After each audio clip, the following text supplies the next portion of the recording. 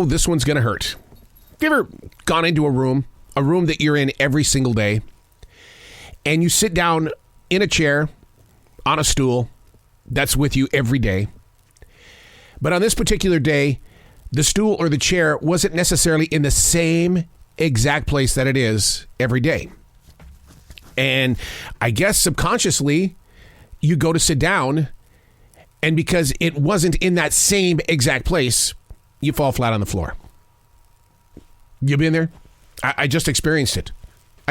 Right here in the studio, because my chair had been moved, this stool. I have a stand-up board.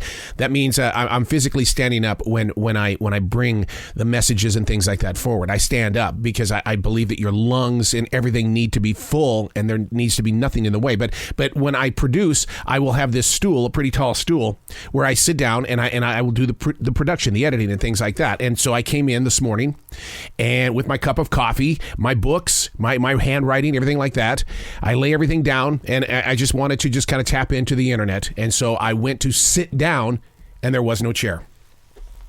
You know, what's really wrong with this situation is that I don't have any cameras inside this room, because I'll bet you if I went back and watched it, it'd be pretty funny. I mean, it's like, oh my God, my butt's not going to hit the chair. Oh no. Oh, we get used to the things in our everyday world, and when they're not there, we fall. There's a lesson to be taught there. Hey, it's Arrow. This is The Choice. This is what I was writing while the sun was waking up on a brilliant new day. Today we are reading from May 26th, 2022, The Unraveling of Family. Is that another subject you can relate with? First, the chair that's not there, and now the unraveling of family, members of your family that are no longer there. When the final parent passes, there seems to be a shift in family leadership. Making the journey rough is when the children are physically from different makers. You know, yours, mine, and ours. Two different families that came together. My father from the second family made sure that each one of his 8 children were united and treated equally. Since his passing, that doesn't seem to be holding. Invisible lines are keeping my father's ambition at a distance. I mean, I've seen this in other families as well. They're going through the same exact experiences. Instead of coming together, it seems more like people are pushing themselves apart. And I think one of the reasons why is that as adults, we are set in our own way. We don't have to do what you do in your home, because in our home, we do it a different way. So we're not going to go in your direction. And I'm sorry, but it's probably going to upset you. But this is the kind of stuff that happens when your parents pass. When the transition of power materializes, the children change, and you learn very quickly how your personal adult voice isn't always easily embraced.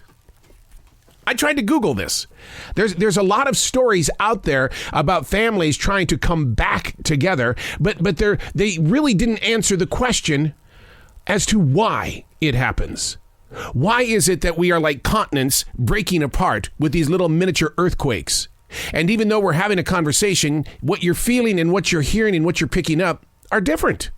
And it's like, wow, you didn't talk like that to me when we all were under the same roof. Now it's like, I get it. Because we are all set in our own different ways.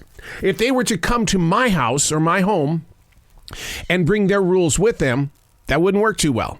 Because there are different things that we do inside this home than we did in my father's home. And so that's one of the things that really, it kind of pushes people further apart. But how do you get back together? Whatever you do, please don't text message each other. Because this is a thing, and I'm not going to accuse my sister of doing anything wrong. I'm just going to say it's not fair in the way that we're not even texting anymore. We're just talking into the phone, and whatever you're feeling in that moment, it's just typing away. But it's not jumping into the emotions that you would be sharing like we're doing right now. You hear my inflection. You might understand the pacing of why I am doing what it is that I'm doing. But in a text message, it doesn't come across this way. Therefore, it's interpreted a different way. And that's where the battles begin. The unraveling of family. I think our mission these days is to figure out who and what is family. during these modern times. I love my neighborhood. I believe we are a family. We just come from 9 different fathers and mothers. As for my own family, don't text message. Have physical conversations. Let's work together on our Father's ambition so that we can carry it to the children that we're giving birth to, and the grandchildren, and their grandchildren. I'm Arrow, and that's what I was writing while the sun was waking up on a brilliant new day.